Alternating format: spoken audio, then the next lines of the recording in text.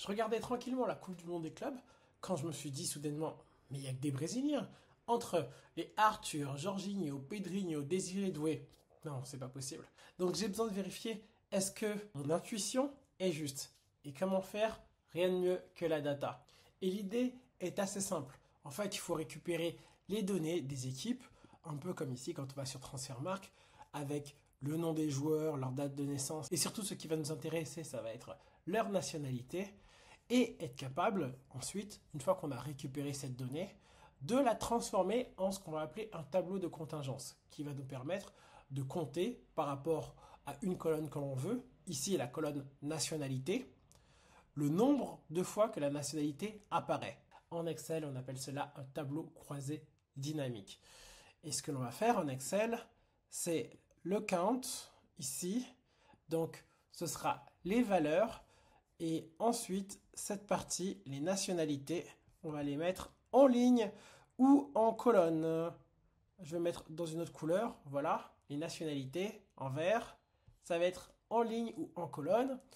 Alors que l'autre partie en blanc, ça va être les valeurs. Maintenant que l'on sait où on veut aller et comment on veut le faire, il suffit qu'à trouver les données. Donc on fait un tour sur Google, Coupe du Monde des clubs, on tombe sur le lien FIFA, on clique et qu'est-ce que l'on trouve? Alors, les équipes. On clique sur équipes et c'est super. On a toutes les équipes, seulement, alors c'est compliqué, hein. Alors il faut aller dans équipe. Dans équipe, on a les magnifiques photos des joueurs. Donc ça c'est top pour des applications. A few moments later.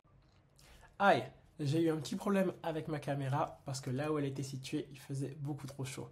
Donc nouveau setup et c'est reparti. Donc on était sur le site de la FIFA, sur la page de Borussia Dortmund et on s'est rendu compte que non, on pouvait rien faire parce que il n'y a pas de lien, on ne peut pas cliquer sur les joueurs, on ne sait pas où est-ce qu'ils sont nés. Pas grave. À la place, ce que l'on va faire, c'est que on va retourner sur Google, on va écrire World Cup Club Squad. Et là, on va cliquer sur le deuxième lien. Deuxième lien Wikipédia. Et ensuite, c'est magnifique. Pourquoi? Parce que j'ai les positions des joueurs, leur nationalité, leur nom, leur date de naissance. Donc là, je ne vais pas m'embêter. Il y a plein de techniques compliquées. Mais ce que je vais faire ici, c'est que je vais descendre à la dernière équipe. Salzbourg. Après Salzbourg, il n'y a plus d'équipe. Je prends tout en bas, je copie et je remonte jusqu'à la première équipe. Voilà, c'est la première. Ah, qu'est-ce qui s'est passé? Voilà. CTRL-C, je copie. Je vais dans Google Sheet. CTRL-V. Et c'est super. J'ai tous mes joueurs. Alors, ce que je vais faire maintenant, c'est que je vais peut-être rajouter une row above, donc une ligne avant, position, tout ça, CTRL-C, CTRL-V. Et maintenant, c'est parti pour le grand nettoyage. Équipe.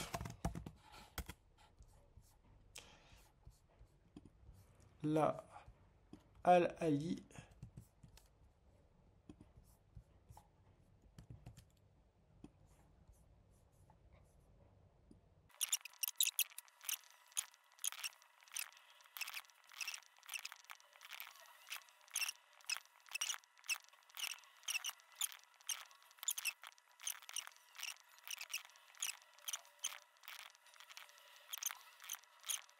Voilà, une fois que l'équipe est rajoutée pour l'ensemble des joueurs, alors maintenant il faudra donner un peu plus de classe à notre tableau. Ce que l'on va faire, c'est enlever toutes ces lignes qui sont vides et ce sera assez simple. On va sélectionner toutes ces colonnes et on va rajouter un filtre. Une fois que ce filtre est rajouté, on va aller dans, par exemple, équipe et on va prendre tous ceux où il n'y a pas d'équipe. Donc, on sélectionne plus rien. On prend blank, OK. Et maintenant qu'on les a tous sélectionnés, ce que l'on va faire, c'est que on va tout prendre et on va dire qu'on va supprimer toutes ces lignes. Donc, clic droit, delete selected rows. C'est parfait. Et maintenant, select all. Et voilà, j'ai que des lignes avec des informations. Mais on n'a pas fini. Parce que là, on va clairement enlever le formatage. Donc on va aller dans Data. Et dans Data, il y a Clear quelque part, Clear Format. Ah, c'est dans Format, pardon. Format Clear Formatting. Il faut que je sélectionne tout peut-être. Voilà, Format Clear Formatting. Voilà, et c'est pas mal. Qu'est-ce que je vois? Je vois que j'ai encore une erreur, hein. Ici, NO, Post, Nation, Player, Date of Birth, ça aussi. Allez, c'est parti.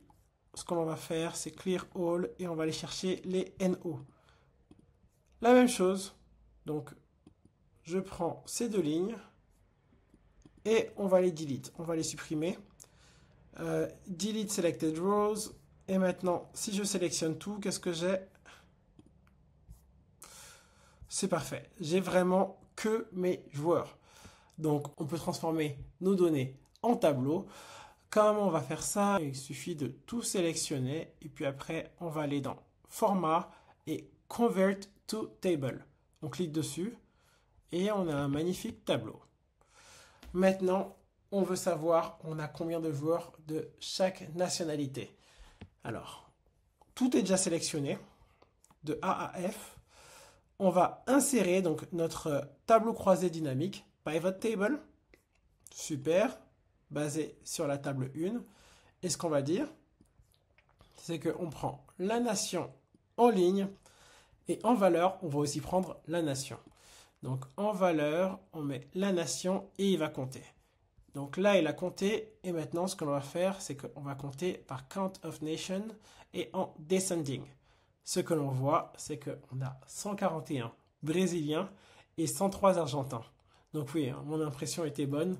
Et les Français, hein, ils sont que 36, alors qu'on nous dit souvent que oui, en Île-de-France, avec le bassin de Rio de Janeiro, c'est l'endroit où il y a le plus de joueurs. Alors pour vérifier, il faudrait voir d'où viennent les Brésiliens, est-ce qu'ils viennent tous de Rio ou ils sont de partout au Brésil. Mais ce qu'on voit, c'est qu'en tout cas, ils s'exportent beaucoup mieux que les Français dans les équipes qui jouent la Coupe du Monde des clubs. Il faut dire qu'au Japon, il y a des Brésiliens, mais je ne pense pas qu'il y ait des Français qui aient voulu aller aussi loin. La même chose, il y a aussi des Brésiliens au Maroc. J'ai pas vu de joueurs français au Maroc. Et là, on pourrait croire qu'on a terminé. Mais non, parce qu'on a vu ensemble qu'il y avait minimum 4 clubs brésiliens. Donc, on y retourne et on voit, il y a Palmeiras, il y a Botafogo, il y a Fluminense et il y a aussi Flamengo. Donc, 4 clubs. Et ce qui va être intéressant de voir, c'est quelles sont les nationalités qui s'exportent le mieux. Donc, on va retourner sur Excel et là, on va rajouter une nouvelle colonne. Donc, une nouvelle colonne, on va l'appeler étranger. Bon, je sais, ça sonne pas bien, mais on va l'appeler comme ça, étranger. Et maintenant, on va vérifier à chaque fois, est-ce que la nationalité du club est la même que celle des joueurs. Donc ici, on va regarder, est-ce que la cellule est égale à EJ. Donc EJ en majuscule, true. Et en fait, on va vérifier jusqu'à la fin de ce club. Après, pour Miami, ça va être USA, ainsi de suite. Donc, tu as compris, je le fais pour toutes les équipes et on se revoit dans un petit moment. A few moments later.